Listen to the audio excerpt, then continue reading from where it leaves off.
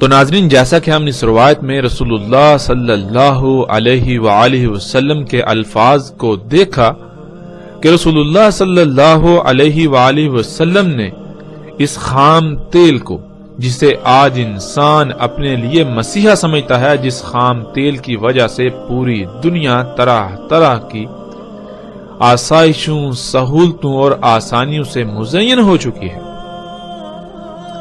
اسے رسول اللہ صلی اللہ علیہ وآلہ وسلم نے دجال یعنی دھوکہ کہا تھا۔ یعنی حقیقت میں یہ مسیحا نہیں ہوگا۔ یہ زمین کا خون جسے آج انسان نے نکالا، اسے اپنے لیے مسیحا کا نام دیتا ہے، اسے اپنے لیے مسیحا سمجھتا ہے، لیکن اس کے نقصانات کیا ہیں؟ ان پر جتنی بھی بات کی جائے اتنی ہی کم ہے۔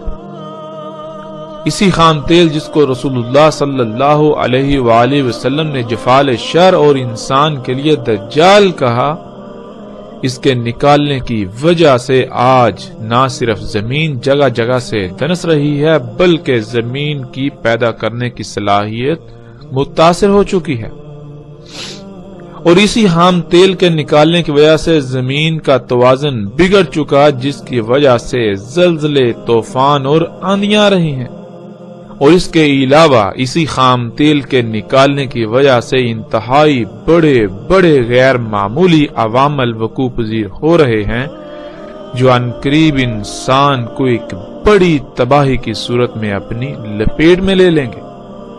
اسی خام تیل ہی کی وجہ سے وجود میں آنے والی فارماسیوٹیکل انڈسٹری یعنی ادویات بنانے کے کارخانے، ادویات کا شعبہ، جن ادویات کو انسان اپنے لیے مسیحا سمجھتا ہے، وہ ادویات انسان کے لیے زہر قاتل ثابت ہو رہی ہیں۔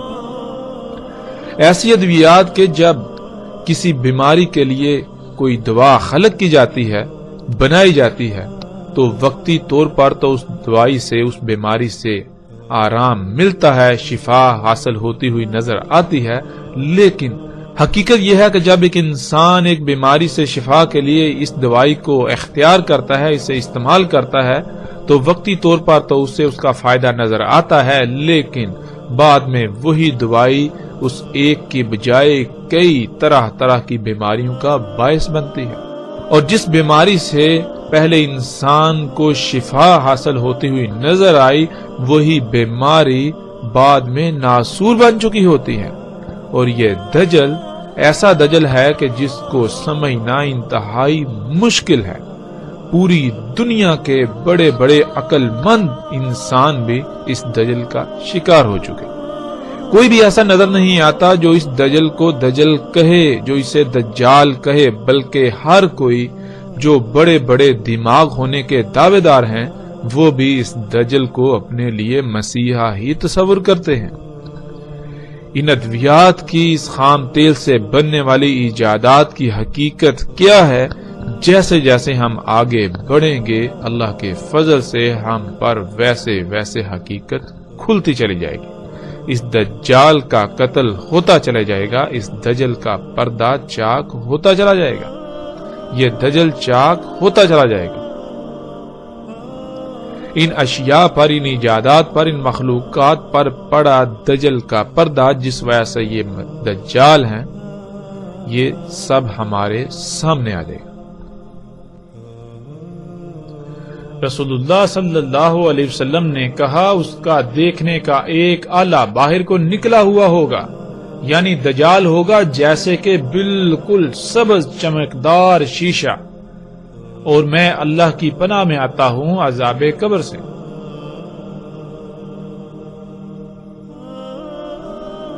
ناظرین، اس روایت میں لفظ انبت استعمال ہوا ہے۔ یہ لفظ بہت وسیع اور بہت سی وسعتوں کا حامل ہے۔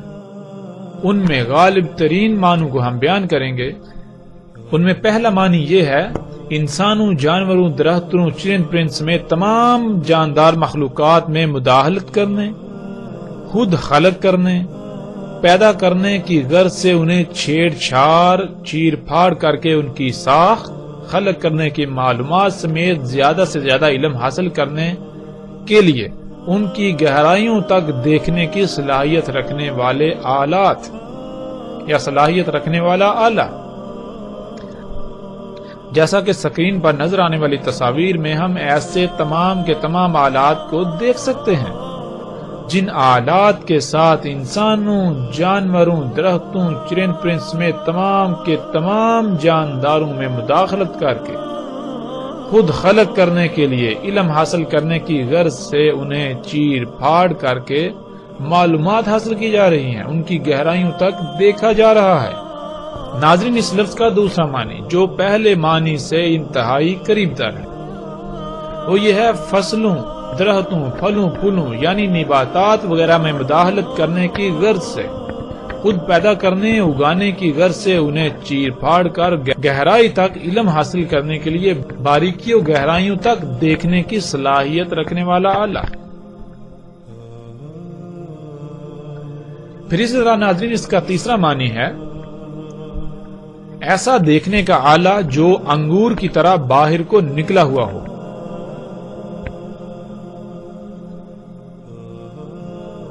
اور عربی میں انبت اس آنکھ کو بھی کہتے ہیں جو کسی بیماری کی وجہ سے پھول کر انگور کے دانے کی طرح باہر کو آ جاتی ہے، جیسا کہ آپ اس تصویر میں دیکھ سکتے ہیں۔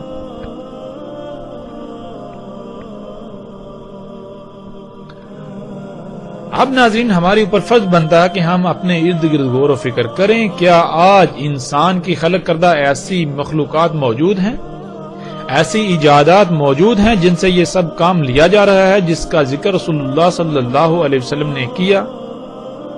کیا ایسی مخلوقات موجود ہیں جو دیکھنے کے آلات ہیں وہ سامنے سے بالکل ایسے باہر کو نکلے ہوئے ہیں گویا کہ جیسے آنکھ پھول کر انگور کے دانے کی طرح باہر نکل آئے؟ اور پھر کیا ایسے آلات موجود ہیں جن آلات کی مدد سے تمام کے تمام جانداروں کی چیر پھاڑ کر کے ان کی گہرائیوں تک دیکھا جا رہا ہے، کیا دیکھا جا سکتا ہے؟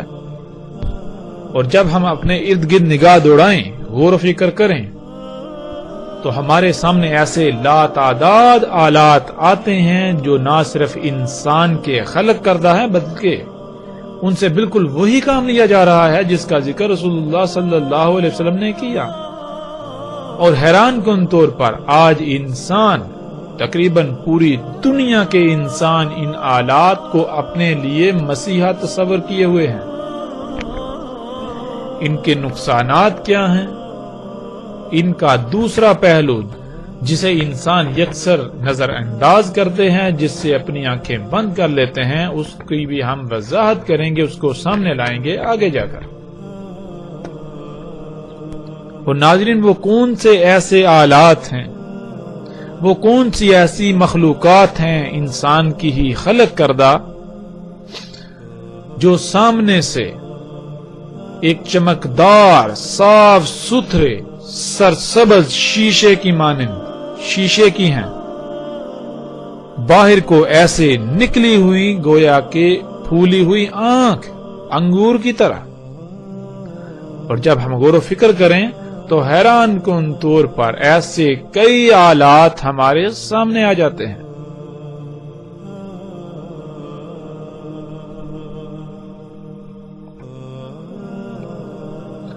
رسول اللہ صلی اللہ علیہ وسلم نے کہا اس کا ایک دیکھنے کا آلہ انگور کی طرح باہر کو نکلا ہوا پھولا ہوا، یعنی دجال بالکل جیسے کہ وہ صاف ستھرا چمکدار شیشہ ہے، سرسبز، ترقی و خوشحالی دیکھنے اور دکھانے والا۔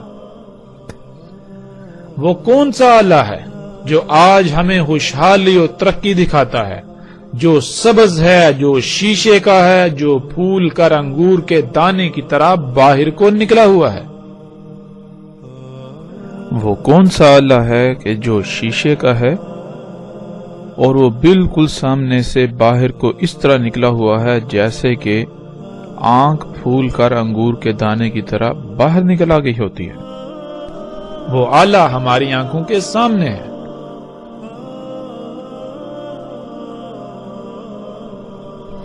اور پھر رسول اللہ صلی اللہ علیہ وسلم نے اسی روایت میں دجال کے اس فتنے کو عذاب قبر سے مشروط کر دیا۔ رسول اللہ صلی اللہ علیہ وسلم نے اس کے ساتھ ہی قبر کے عذاب سے اللہ کی پناہ میں آنے کی دعا کی۔ عذاب قبر کیا ہے، جب تک ہم اسے نہیں سمجھیں گے ہمیں اس بات کی سمجھ نہیں آئے گی۔ اس وقت ہم عذاب قبر پر بات نہیں کریں گے کیونکہ یہ الگ موضوع ہے جس کا ذکر ہم آگے جا کر کریں گے، لیکن مختصر بات کرتے ہوئے آگے بڑھیں گے۔ اللہ سبحانہ وتعالی نے قرآن میں ان انسانوں کو مردہ اور قبروں میں قرار دیا جو غور و فکر نہیں کرتے، جو آنکھوں، کانوں اور دل کا استعمال اس طرح سے نہیں کرتے، ان مقاصد کے لیے نہیں کرتے جس مقصد یا جن مقاصد کے لیے اللہ سبحانہ وتعالی نے یہ عطا کی۔ پھر قرآن کے دوسرے مقام پر اللہ سبحانہ وتعالی ایسے انسان جو غور و فکر نہیں کرتے ان کو دل کا اندھا قرار دیتے ہیں۔ تیسرے مقام پر اللہ سبحانہ وتعالی ایسے انسانوں کو جو غور و فکر نہیں کرتے ان کو چوپائے جانور قرار دیتے ہیں۔ اور جب ہم غور و فکر کریں تو یہ بات بالکل کھل کر واضح ہو جاتی ہے کہ عذاب قبر یا قبر کیا ہے۔ ناظرین، اللہ سبحانہ وتعالی نے انسان کے بارے میں قرآن میں جو بات واضح کی وہ یہ کہ اللہ سبحانہ وتعالی نے کہا کہ تم پہلے اموات تھے، پھر تمہیں حیا کیا یعنی زندہ کیا، اس بشری شکل میں لے کر آئے، پھر دوبارہ تم اموات ہو جاؤ گے، پھر دوبارہ تمہیں حیا کیا جائے گا، زندہ کیا جائے گا، جوڑا جائے گا۔ اب ناظرین، سوال یہ پیدا ہوتا ہے کہ ہمارا جسم جب حیا نہیں تھا تو بقول قرآن کے، اللہ کے کلام کے، یہ حالت موت میں تھا۔ موت کسے کہتے ہیں؟ موت کہتے ہیں ان چھوٹے چھوٹے ذرات کو، ان ایٹمز کو جس سے ہمارا جسم وجود میں آتا ہے۔ یعنی ہم حیا ہونے سے پہلے ہم اس وجود سے پہلے چھوٹے چھوٹے ذرات کی شکل میں پوری دنیا میں بکھرے پڑے ہوئے تھے، اور وہ ذرات کیسے ہمارے اس وجود کا حصہ بنے، ان ذرات نے کیسے یہ شکل اختیار کی، جب ہم غور و فکر کریں تو اللہ سبحانہ وتعالی ان تمام کے تمام ذرات کو اکٹھا کرتے ہیں اور اس کو خام تیل کی شکل میں ڈالتے ہیں۔ یعنی ہماری موت کی، ہمارے ان ذرات کی سب سے پہلی جو منزل ہوتی ہے وہ ہوتی ہے خام تیل۔ وہ اجزاء، وہ عناصر، وہ تمام کے تمام ذرات خام تیل کی شکل میں ڈلتے ہیں۔ اس کے بعد زمین اسی خام تیل سے نباتات نکالتی ہے، ان نباتات سے پھر جاندار وجود میں آتے ہیں، جن جانداروں سے ہم گوشت، دودھ حاصل کرتے ہیں۔ زمین جو نباتات اگاتی ہے ہم انہی نباتات کو کھاتے ہیں جن سے ہمارا یہ جسم وجود میں آتا ہے۔ ناظرین، اب جب ہم غور و فکر کریں تو ہمیں پتہ چلتا ہے کہ ہماری موت اور حیات کے درمیان کچھ عوامل ہیں، کچھ مراحل ہیں۔ وہ کیا ہیں؟ ہماری موت جو کہ ہمارا مواد ہے، ہمارا میٹیریل ہے جس سے ہمارا جسم وجود میں آیا، وہ سفر کرتی ہے، کچھ مراحل سے گزرتی ہے۔ وہ مراحل کون سے ہیں؟ وہ مراحل یہ ہیں کہ ہمارا یہ جسم بننے سے پہلے ہمارا یہ جسم وہ مواد یہاں تھا، یعنی وہ گوشت کی شکل میں تھا۔ گوشت کس کا؟ گائے، بکری یا مختلف جانوروں کا۔ یعنی ہمارا یہ مواد، ہماری یہ موت ہمارے اس جسم کا حصہ بننے سے پہلے مختلف جانوروں، جانداروں کی شکل میں تھی، گوشت کی شکل میں، دودھ کی شکل میں، پھر یہ سبزیوں، پھل فروٹ، گھاس پھوس کی شکل میں تھی۔ اسی طرح جیسے جیسے پیچھے جائیں تو وہ ذرات کی شکل میں ملتی۔ ذرات یعنی موت سے لے کر اس حیات کے درمیان، اس کو اللہ سبحانہ وتعالی نے قرآن میں حالت قبر کہا ہے۔ جیسا کہ ہم پیچھے بات کر چکے ہیں کہ جو لوگ غور و فکر نہیں کرتے، ایک مقام پر اللہ سبحانہ وتعالی انہیں اندھے قرار دیتے ہیں، دوسرے مقام پر انہیں چوپائے قرار دیتے ہیں، تیسرے مقام پر انہیں اموات اور قبروں میں قرار دیتے ہیں۔ یعنی انسان اور باقی مخلوقات، باقی جاندار مخلوقات میں جو شاید تمیز کرتی ہے وہ یہ ہے غور و فکر کرنا۔ جو غور و فکر کرتے ہیں وہ تو حیات ہیں، وہ تو زندہ ہیں، اور جو غور و فکر نہیں کرتے وہ مردہ ہیں۔ کیونکہ انسان کو اسی مقصد کے لیے دنیا میں بھیجا گیا کہ وہ غور و فکر کرے اور جانے کہ وہ کس مقصد کے لیے دنیا میں بھیجا گیا، اس کی حقیقت کیا ہے، اس کا اول و آخر کیا ہے۔ جب انسان کے اس جسم سے روح کھینچ لی جاتی ہے تو پھر یہ جسم دوبارہ ان عوامل سے گزرتا ہوا، ان مراحل سے گزرتا ہوا انہی ذرات کی شکل میں تبدیل ہو کر پوری دنیا میں بکھر جاتا ہے جیسے کہ وہ پہلے تھا۔ یعنی جب اس جسم سے روح کھینچ لی جاتی ہے، اس کو وفات دی جاتی ہے، تو پھر یہ جسم مختلف مخلوقات، جاندار مخلوقات کا حصہ بنتا ہے۔ اس جسم کو مختلف کیڑے مکوڑے کھاتے ہیں، وہ کیڑے مکوڑے اور مخلوقات کی خوراک بنتے ہیں، یعنی ان کے وجود کا حصہ بن جاتے ہیں۔ اس طرح چلتے چلتے پیچھے چلتے چلتے ایک وقت ایسا آتا ہے جب دوبارہ انسان اسی حالت میں پلٹ جاتا ہے جس حالت میں وہ پہلے تھا، چھوٹے چھوٹے ذرات کی شکل میں وہ پوری دنیا میں بکھر جاتا ہے۔ تو ان ذرات میں بکھرنے سے لے کر اس جسم کے درمیان یعنی وفات ہونے کے درمیان جتنے بھی عوامل ہیں، انسان کا جسم جن جن مخلوقات کے وجود کا حصہ بنے گا وہ حالت قبر کہلاتی ہے۔ اور قرآن میں اللہ سبحانہ وتعالی یہ بات بھی واضح کر دیتے ہیں کہ جو اجسام طیب ہوتے ہیں، طیب اجسام سے نکلنے والی روح کے لیے آسمان کے دروازے کھول دیے جاتے ہیں، یوں وہ اوپر چلی جاتی ہے جنتوں میں۔ لیکن اس کے برعکس خبیث جسم سے نکلنے والی روح کے لیے آسمان کے دروازے نہیں کھولے جاتے، بلکہ اس روح کو واپس پلٹا دیا جاتا ہے۔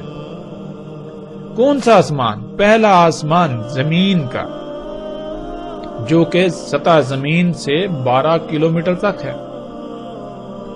یعنی اگر کوئی انسان خبیث ہے، کسی انسان کا جسم خبیث ہے، اس سے نکلنے والی روح جب اس کو وفات دی جاتی ہے تو اس کے لیے آسمان کے دروازے نہیں کھولے جاتے، اسے واپس پلٹا دیا جاتا ہے۔ اور جب واپس پلٹا دیا جاتا ہے تو ناظرین جسم کو زندہ ہونا چاہیے تھا، ہم دیکھتے ہیں جسم زندہ نہیں ہوتا، تو پھر وہ روح کہاں جاتی ہے؟ وہ بجلی، وہ الیکٹرک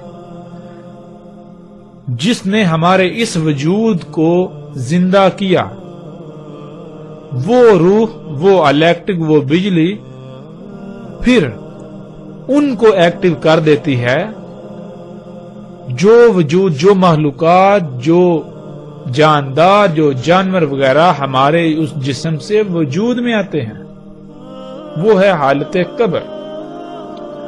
تو پھر خبیث جسم سے کیا بنے گا؟ خبیث سے خبیث ہی وجود میں آئے گا۔ تو خبیث کون سے جاندار ہیں؟ ہم غور و فکر کریں، سانپ، بچھو، اس طرح طرح کے غلیظ اور خبیث جتنے بھی جاندار ہیں، گویا کہ یہ سب کے سب انسان کی حالت قبر ہے۔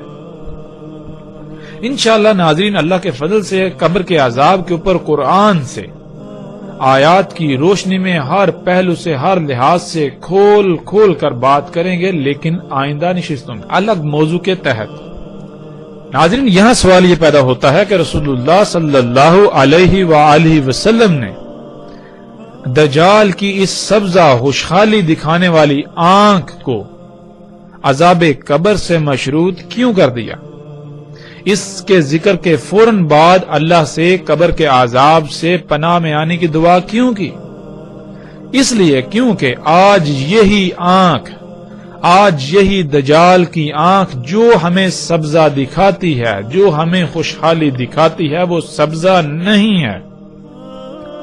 آج یہی دجال کی آنکھ جو کچھ اللہ نے حرام کیا، جو خبیث ہے، اس کو مزین کر کے دکھاتی ہے، اس کو حلال بنا کر، طیب بنا کر پیش کر رہی ہے، اور پوری دنیا کے انسان ایسی خبیث خوراک کو اپنے جسم کا، اپنے وجود کا حصہ بنا رہے ہیں۔ اس بات سے غافل کہ جب اس جسم سے روح نکالی جائے گی تو اس کے بعد ان کے ساتھ کیا ہوگا؟ جب جسم خبیث خوراک سے، خبیث غذا سے وجود میں آئے گا تو اس جسم سے خبیث مخلوقات وجود میں آئیں گی جو کہ انسان کی حالت قبر ہوگی۔ ان مخلوقات کو جن مصیبتوں، تکلیفوں کا سامنا کرنا پڑے گا، جن حالات کا سامنا کرنا پڑے گا، گویا کہ وہ آپ ہیں۔ ابھی تو اس کا شعور نہیں ہے، لیکن اس کا شعور انسان کو اسی وقت ہوتا ہے جب وہ شعور جو اس جسم میں داخل کیا گیا، جو اس جسم میں ہے، اس کو نکال کر ان مخلوقات میں ڈال دیا جائے گا۔ آج ہم دیکھتے ہیں پوری دنیا میں خبیث خوراک کو دنیا کے سامنے مزین کر کے پیش کیا جا رہا ہے اور پوری دنیا اس خوراک کو اپنے جسم کا حصہ بنا رہی ہے۔ رسول اللہ صلی اللہ علیہ وسلم نے کہا تھا کہ کسی کے چہرے پر پھونک مت مارو، کھانے پر پھونک مت مارو۔ سوال یہ پیدا ہوتا ہے کہ کیوں؟ اس کا جواب یہ ہے، اس لیے کہ جب انسان پھونک مارتا ہے تو انسان کے جسم سے یا انسان کے منہ سے جو ہوا خارج ہوتی ہے، آج ہم اسے کاربن ڈائی آکسائڈ کا نام دیتے ہیں۔ آج اسے ہم کاربن ڈائی آکسائڈ کا نام دیتے ہیں، جو کہ انسان کے لیے نقصان دہ ہے۔ انسان جو ہوا خارج کرتا ہے، اگر یہی ہوا دوبارہ انسان کے جسم میں داخل ہوگی تو انسان کا جسم طرح طرح کی بیماریوں کا شکار ہوگا، اور اگر اس ہوا کی مقدار انسان کے جسم میں ایک حد سے تجاوز کر جائے تو انسان موت کا شکار بھی ہو سکتا ہے۔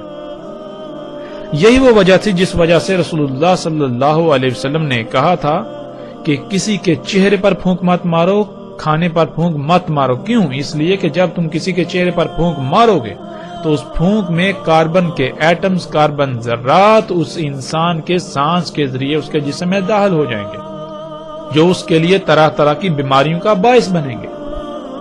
اور اگر تم کھانے پر پھونک مارو گے تو کھانے میں وہ کاربن کے ذرات جذب ہو کر تمہاری خوراک اس کھانے کے ذریعے جسم میں داخل ہوں گے اور جسم کو مفلوج کریں گے، بیماریوں کا شکار کریں گے۔ اور ناظرین، آج دجال کی یہ آنکھ پوری دنیا کو اسی گیس کو اپنے جسموں میں انڈیلنے کی دن رات دعوت دے رہی ہے، اور یہ آنکھ اسی گیس کو مزین کر کے دکھاتی ہے۔ آج اس آنکھ سے نظر آنے والے جو اشتہارات آپ دیکھتے ہیں مختلف مشروبات کے، جن میں کوک، پیپسی، مرنڈا اور اس طرح کے مشروبات شامل ہیں، ان میں جو گیس پائی جاتی ہے وہ بالکل وہی گیس ہے جو انسان خارج کرتا ہے، یعنی کہ کاربن ڈائی آکسائڈ گیس۔ رسول اللہ صلی اللہ علیہ وسلم نے اس کی معمولی سے معمولی مقدار سے بھی منع کیا، اس سے دور رہنے کی تلقین کی، لیکن آج انسان اس کے برعکس ایک بہت بڑی مقدار میں اسی گیس کو اپنے جسم میں انڈیلتا ہے اور پھر طرح طرح کی بیماریوں کا شکار ہوتا ہے۔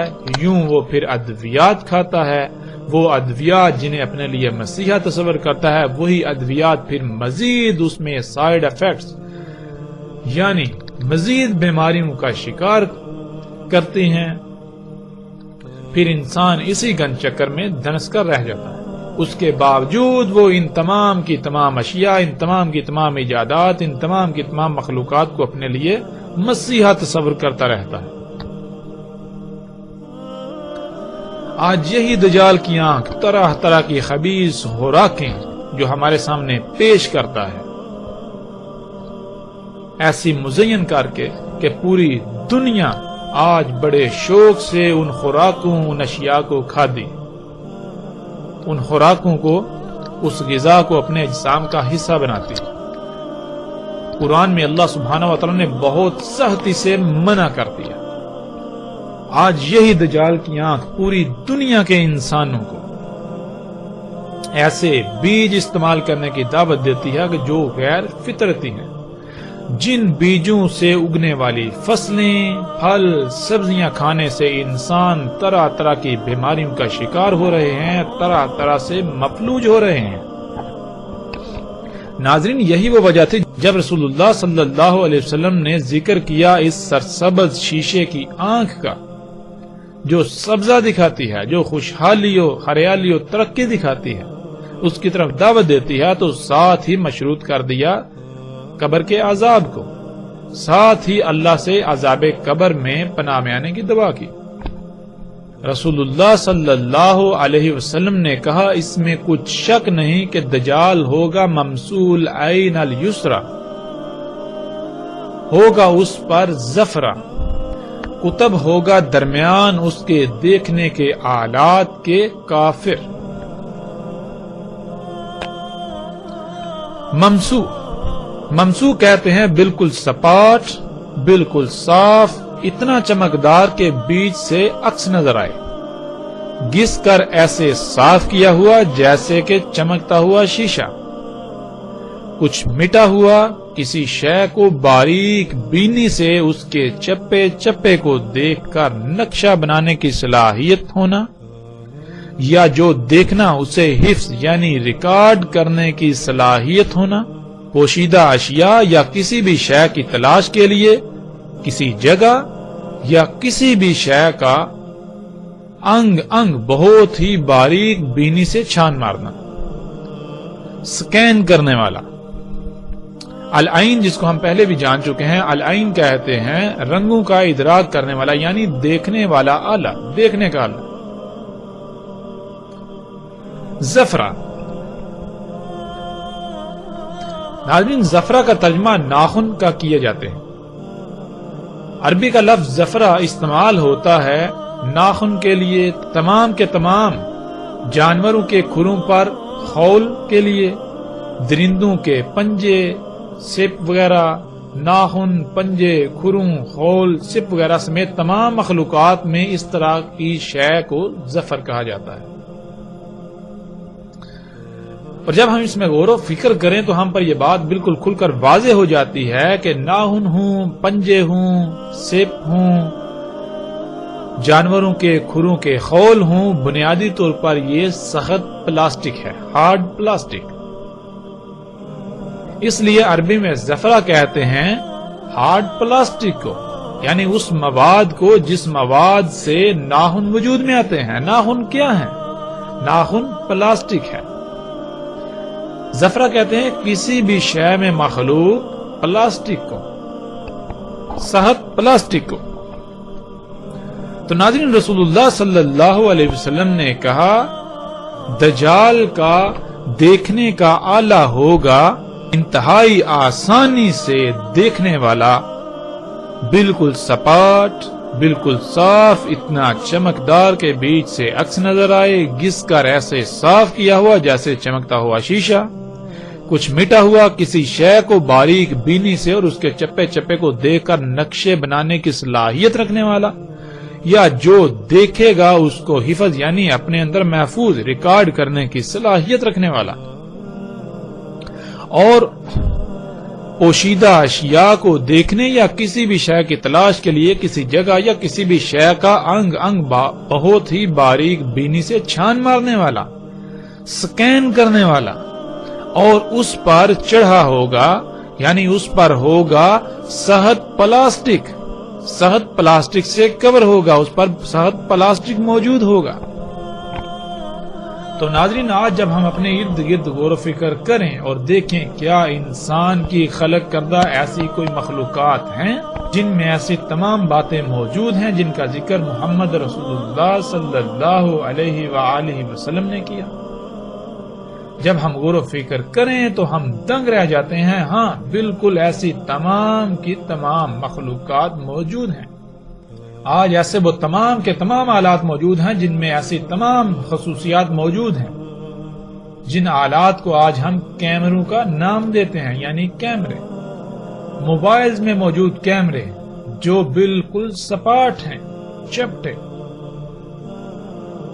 جتنے بھی ایسے آلات ہیں ان کا شیشہ ایسا چمکدار ہوتا ہے جیسے گھس کر صاف کیا ہوا۔ سب میں یہ صلاحیت موجود ہے کہ وہ جو دیکھتے ہیں اسے اپنے اندر ریکارڈ یعنی محفوظ کرنے کی صلاحیت رکھتے ہیں۔ انہی کیمروں کی مدد سے آج دنیا کے چپے چپے کو دیکھا جا رہا ہے۔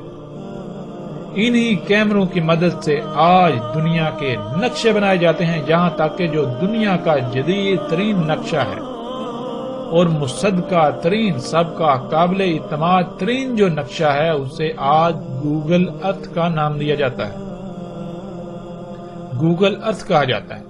وہ بھی اسی دجال کی عین سے بنایا گیا، جو کہ دجال کے راس یعنی دجال کے انسان کی خلق کردہ مخلوقات کے بلند ترین مقام میں نصب ہے۔ یوں رسول اللہ صلی اللہ علیہ وسلم کے ایک ایک لفظ کی تصدیق ہوتی ہے۔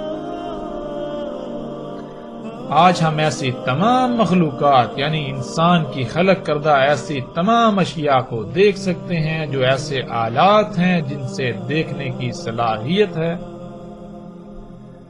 جن میں دیکھنے کی صلاحیت ہے، جن سے بہت ہی بآسانی دیکھا جا سکتا ہے،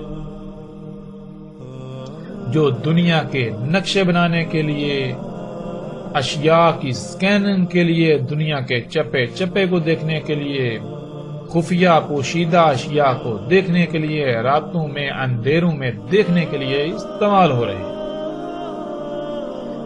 آج انسان ان تمام کے تمام آلات کو اپنے لیے مسیحا تصور کرتا ہے، لیکن رسول اللہ صلی اللہ علیہ وسلم نے ان سب کو دجال کہا۔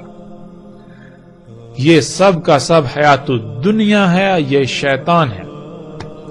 آج انسان اسی شیطان کے خطوات کی اتباع کر رہا ہے۔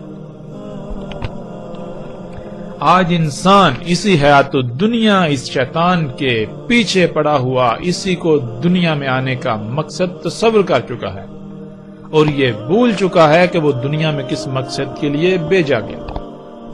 رسول اللہ صلی اللہ علیہ وسلم نے کہا، اس کا یعنی دجال کا دیکھنے کا آلہ، انتہائی آسانی سے دیکھنے کا آلہ گویا کے بااعتماد سیارہ ہوگا۔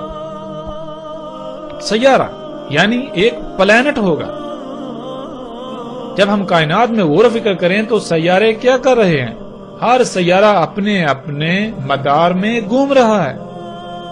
جیسے ہماری زمین ایک سیارہ ہے اور سورج کو اپنا محور بناتے ہوئے اس کے گرد گھوم رہی ہے، بالکل اسی طرح رسول اللہ صلی اللہ علیہ وسلم نے کہا کہ دجال کا دیکھنے کا آلہ جو کہ انتہائی آسانی سے دیکھنے والا ہوگا وہ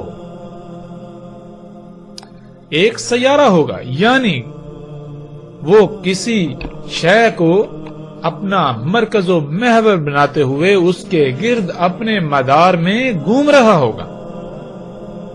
آج ہم پر فرض بنتا ہے کہ ہم غور و فکر کریں، کیا ایسی کوئی شے موجود ہے؟ کیا ایسی کوئی شے انسان نے خلق کی؟ کیا انسان کی مخلوقات، انسان کی خلق کردہ مخلوقات، انسان کی ایجادات میں کوئی ایسی ایجاد ہے جو گویا کہ بالکل ایک سیارے کی طرح ہے، جو ایک سیارے کی طرح کسی بھی مقام کو اپنا مرکز و محور بنائے ہوئے اس کے گرد گھوم رہا ہے اور اس کے ذریعے سے دیکھا جا رہا ہے؟ اس میں دیکھنے کی صلاحیت ہے۔ اور جب ہم غور و فکر کریں تو انسان حیران رہ جاتا ہے، بالکل رسول اللہ صلی اللہ علیہ وسلم کے الفاظ کے عین مطابق آج دجال کا انتہائی آسانی سے دیکھنے کا آلہ زمین کو اپنا محور بناتے ہوئے، زمین کو اپنا محور بنائے ہوئے اس کے گرد بالکل اسی طرح گھوم رہا ہے گویا کہ وہ ایک سیارہ ہے، ایک پلانٹ ہے۔ آج اسے ہم سیٹلائٹ کا نام دیتے ہیں۔ اسی سے آج پوری دنیا کے چپے چپے کو انتہائی آسانی سے دیکھا جا رہا ہے۔ رسول اللہ صلی اللہ علیہ وسلم نے کہا، ساتھ ہوگا اس کے مثل جنت کے اور مثل آگ کے، یعنی اس کے ساتھ بالکل ویسی ہی اشیاء ہوں گی جیسی اشیاء یا جیسی سہولتیں، آسائشیں، آسانیاں جنت میں ہوں گی، اور اس کے ساتھ ہوگی آگ، اور اس کے ساتھ بالکل ایسی ہی شے ہوگی جیسے کہ آگ ہوتی ہے۔ اور پھر رسول اللہ صلی اللہ علیہ وسلم نے کہا، اور اس کی جنت ہوگی غبار والی، جو کہ دخان یعنی دھواں ہوگا، اور آگ ہوگی اس کی سرسبز باغ۔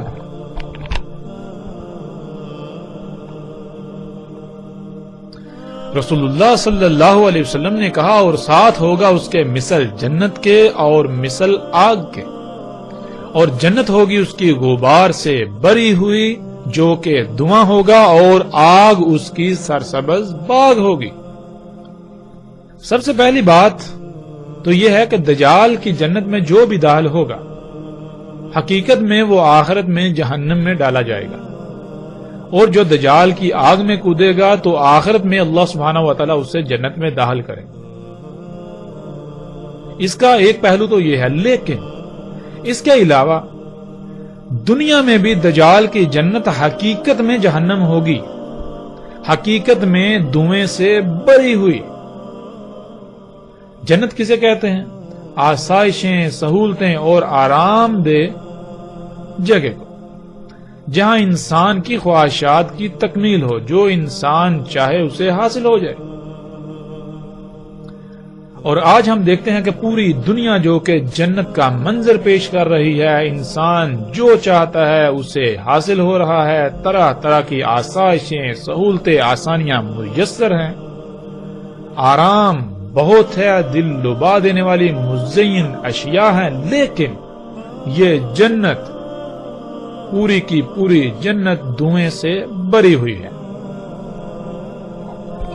اور اسی دھویں کی وجہ سے لا تعداد بیماریاں، حادثات، طوفان، زلزلے اور مصیبتوں سے انسان گرا ہوا ہے۔ کیوں رسول اللہ صلی اللہ علیہ وآلہ وسلم کے الفاظ کے عین مطابق آج جن معاشروں، جن سوسائٹیوں کو انسان اپنے لیے جنت تصور کیے ہوئے ہے، آسائشیں، سہولتیں، آرام سے بری ہوئی جگہ تصور کرتا ہے، وہ دھویں سے بری ہوئی ہیں اور اس دھویں کی وجہ سے جہنم کا منظر پیش کر رہی ہیں، اور ہم اپنی آنکھوں سے یہ مناظر آج دیکھ سکتے ہیں۔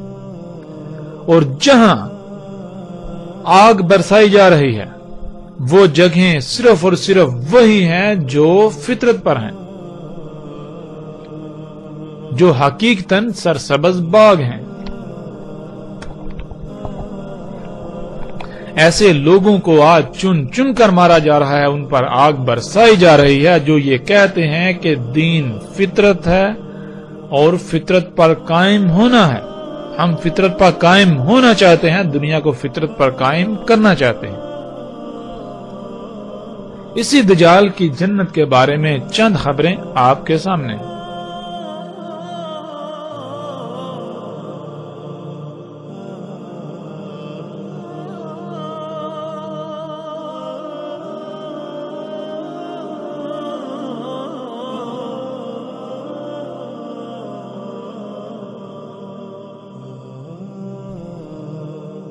دجال کی جنت یعنی جدید سہولتوں، آسائشوں، آسانیوں سے مزین یہ جدید ترین معاشرے جو کہ دجال کی جنت ہے، لیکن در حقیقت وہ جہنم ہے، وہ جنت نہیں ہے۔ انسان اسے جنت سمجھتے ہیں، حقیقت میں وہ جنت نہیں۔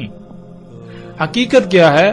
حقیقتاً وہ جہنم ہے، دھویں سے بری ہوئی، جس دھویں کی وجہ سے لا تعداد بیماریاں، اچانک اموات کی شرح بہت زیادہ، بے چینی، بے سکونی، بے اطمینانی، ہر طرف باغم باغ، پریشانیاں، طرح طرح کے مصائب، لیکن اس کے باوجود اکثریت کو یہ سب نظر ہی نہیں آتا۔ وہ انہی معاشروں میں رہنے کے خواب دیکھتے ہیں اور انہیں یہ معاشرے جنت نظر آتے ہیں، حالانکہ یہ نہ صرف دھوکہ ہے بلکہ اس کی حقیقت دنیا میں بھی جہنم اور آخرت میں بھی جہنم ہے۔ دجال کی جہنم ظاہراً دنیا میں دجال کی جہنم میں بہت سختیاں ہیں۔ دجال کی جہنم ہر وہ جگہ ہے جو فطرت پر ہے، جہاں یہ ایجادات موجود نہیں ہیں، جو محمد رسول اللہ صلی اللہ علیہ وسلم کے موجود نہیں تھی اور آج دنیا میں موجود ہیں۔ ایسی جگہ حقیقتاً سرسبز باغات اور خامیوں، نقائص و بیماریوں سے پاک ہیں، یوں وہ حقیقتاً دنیا میں بھی سرسبز باغات، جنت اور آخرت میں بھی ایسے لوگوں کو جنت میں داخل کیا جائے۔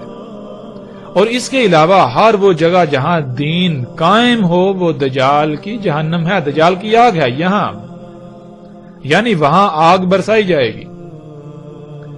دین اللہ سبحانہ و تعالیٰ نے قرآن میں واضح کر دیا کہ دین کیا ہے؟ دین ہے فطرت پر قائم ہونا، جہاں دین قائم کیا جائے گا، یعنی جس جگہ کو فطرت پر لایا جائے گا، تو شیاطین اور اولیاء شیاطین کو اس سے بہت تکلیف ہوگی۔ یوں وہ علاقہ ہر لحاظ سے جہنم کا منظر پیش کرے گا، اس میں سختیاں، آزمائشیں، آگ و بارود کی بارش ہوگی، لیکن در حقیقت وہ دنیا میں ایک آزمائش ہوگی جس کے بدلے مومن کے درجات بلند ہوں گے، اور وہی درجہ وہ آخرت میں پالے گا۔ یوں دجال کی جنت حقیقت میں آخرت میں جنت اور بلند درجات کا حصول ہے، نہ کہ حقیقتاً جہنم۔